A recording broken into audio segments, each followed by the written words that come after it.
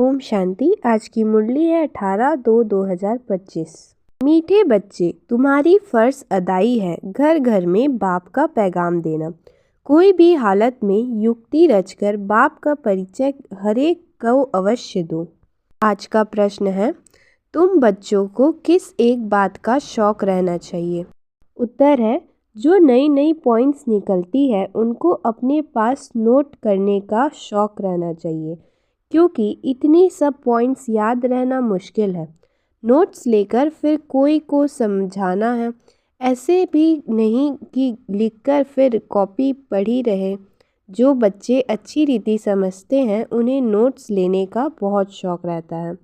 गीत है लाख जमाने वाले। ओम शांति। मीठे मीठे रूहानी बच्चों ने गीत सुना।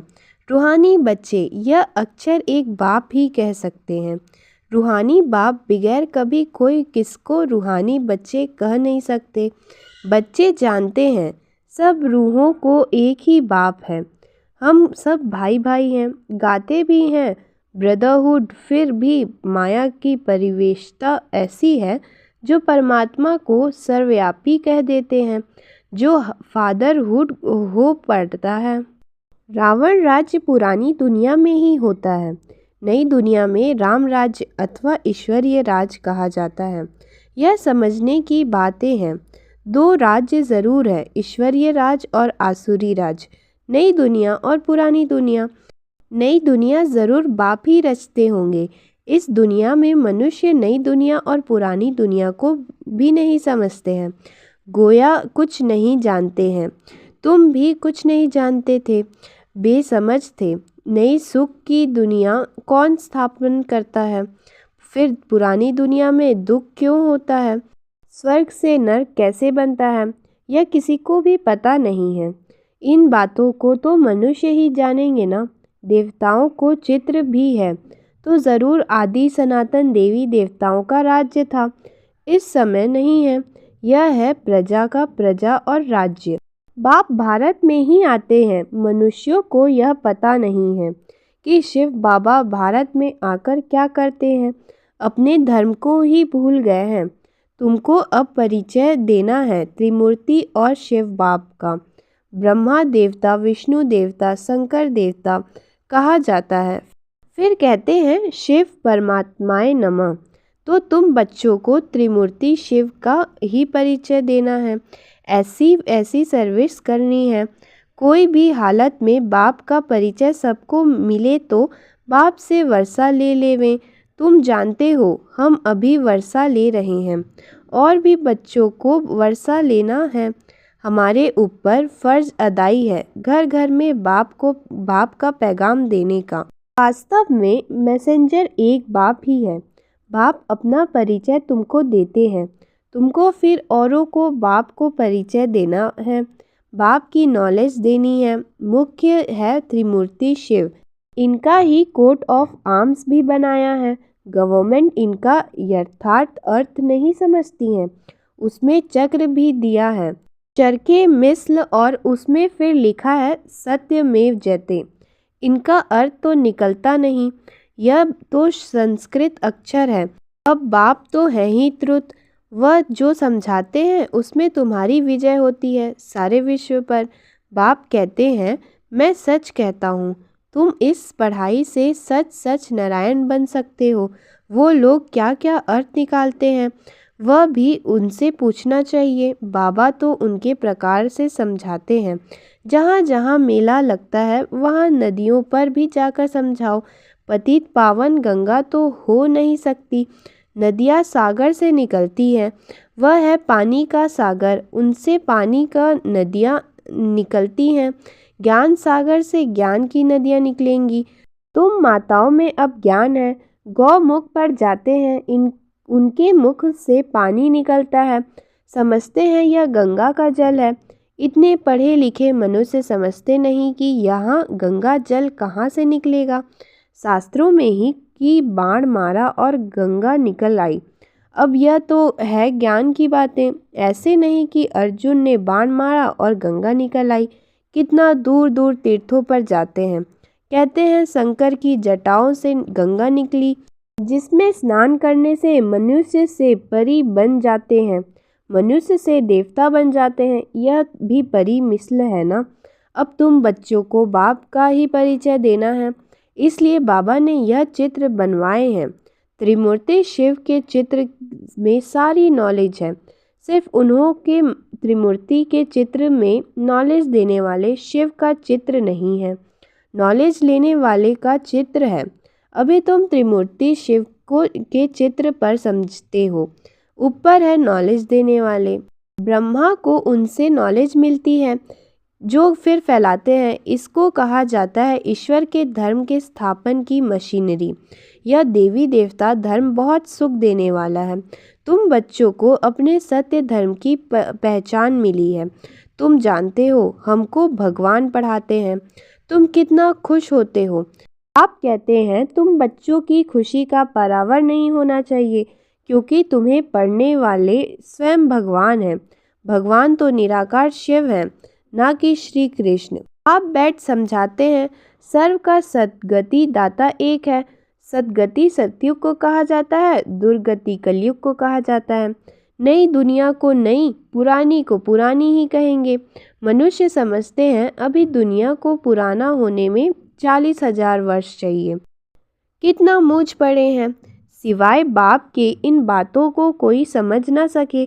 बाबा कहते हैं मैं तुम बच्चों को राज्य भाग्य दे बाकी सबको घर में ले जाता हूँ। जो मेरी मत पर चलते हैं वह देवता बन जाते हैं। इन बातों को तुम बच्चे भी जानते हो, नया कोई क्या समझेगा। तुम मालियों का कर्तव्य है बगीचा लगाकर तैयार करना। भगवान तो डायरेक्शन देते हैं। ऐसा नहीं बाबा कोई नयों से मिलकर ज्ञान देगा। यह काम मालियों का है। समझो बाबा कलकत्ते में जाएं तो बच्चे समझेंगे हम अपने ऑफिसर को, फलाने मित्र को बाबा के पास ले जाएं। बाबा कहेंगे वह तो समझेंगे कुछ भी नहीं। जैसे बुद्धू को सामने ले आकर बिठाएंगे, इसलिए बाबा कहते हैं नए को कभी बाबा के सामने लेकर ना आओ। यह तो तुम मालियों का काम है, ना कि भगवान का। माली का काम है बगीचा को लगाना। बाप तो डायरेक्शन देते हैं ऐसे ऐसे करो, इसलिए बाबा कभी नए से मिलते नहीं हैं। परंतु कहाँ मेहमान होकर घर में आते हैं तो कहते हैं दर्शन करें। आप हमको क्यों नहीं मिलने देते हैं। शंकराचार्य आदि पास कितने जाते हैं। आजकल शंकराचार्य का बड़ा मर्तबा है, पढ़े लिखे हैं, फिर भी जन्म तो विकार से ही लेते हैं ना। ट्रस्टी लोग गद्दी पर कोई को भी बैठा देते हैं। सबकी मत अपनी अपनी है। बाप खुद आकर बच्चों को अपना परिचय देते हैं कि मैं कल्प कल्प इस पुराने तन में आया हूँ। यह भी अपने जन्मों को नहीं जानते हैं। शास्त्रों में तो कल्प की आयु ही लाखों वर्ष लगा दी है। मनुष्य तो इतने जन्म ले नहीं सकते हैं। फिर जानवर आदि की भी योनियां मिलाकर 84 लाख बना दी है। मनुष्य तो जो सुनते हैं सब सत्य सत्य करते रहते हैं। शास्त्रों में तो सब है भक्ति मार्ग की बातें। कलकत्ते में तो देवियों की बहुत शोभावना सुंदर मूर्तियां बनाते हैं, सजाते हैं, फिर उनको डुबो देते हैं।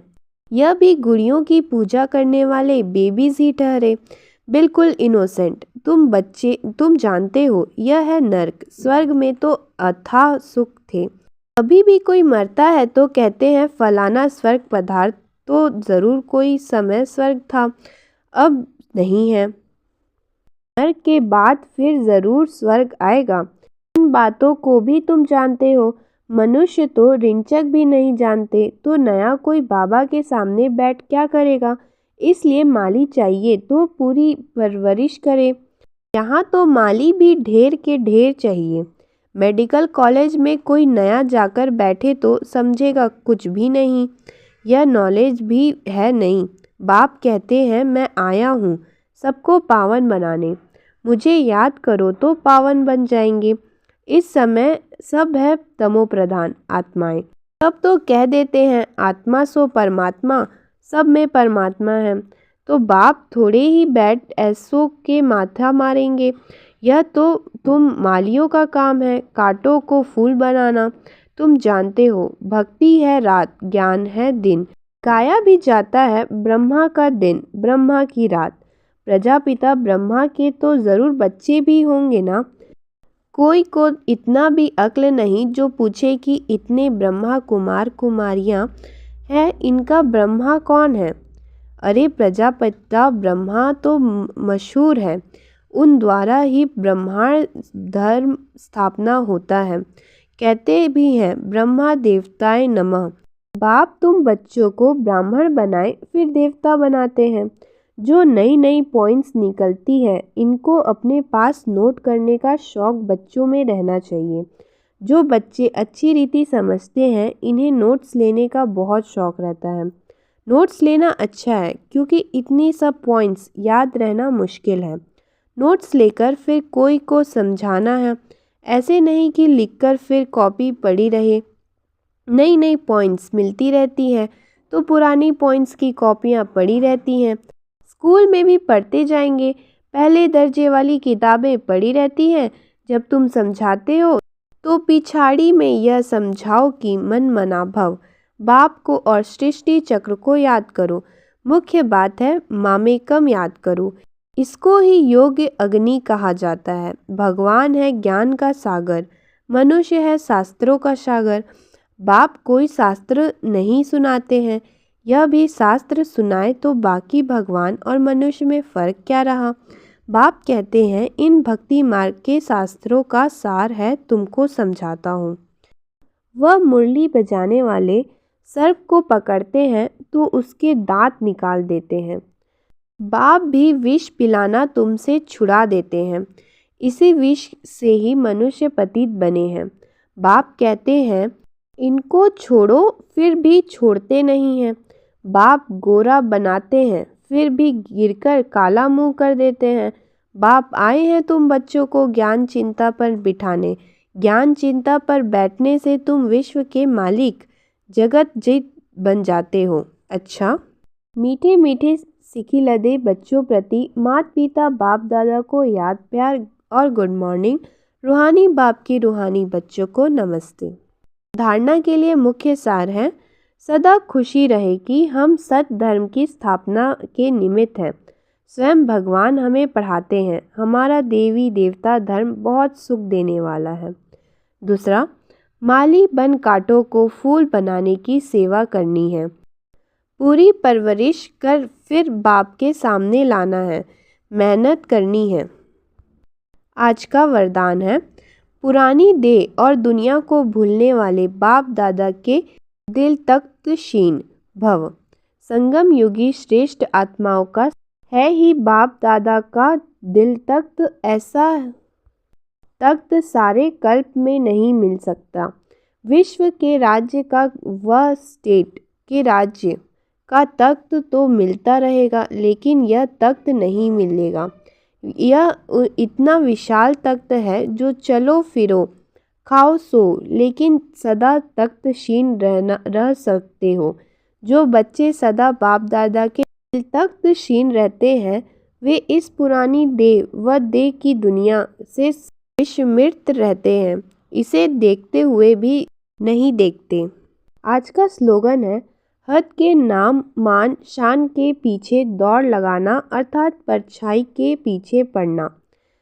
हद के नाम मान शान के पीछे दौड़ लगाना, अर्थात परछाई के पीछे पड़ना। अच्छा, ओम शांति।